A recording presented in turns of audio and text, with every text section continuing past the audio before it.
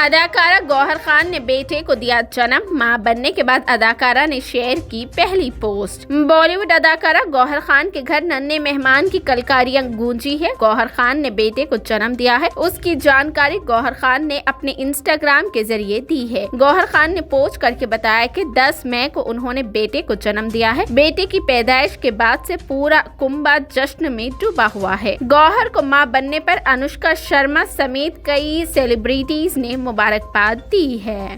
گوہر خان نے گزشتہ کچھ مہینوں سے اپنے گھر پر ہی پریگنینسی پریڈ کا لطف اٹھا رہی تھی۔ گوہر خان لگاتار اپنی تصاویر فینس کو شیئر کرتی رہتی تھی۔ گوہر خان نے زید دربار سے 25 ستمبر 2020 کو شادی کی تھی۔ گوہر خان اور زید کے درمیان عمر کا کافی فرق ہے، اس کے بعد بھی دونوں کی دوستی ہوئی تھی۔ دوستی کے بعد دونوں کو پیار ہو گیا اور دونوں نے بعد میں شادی کر لی۔ اب یہ جوڑا ماں باپ بھی بن گیا ہے۔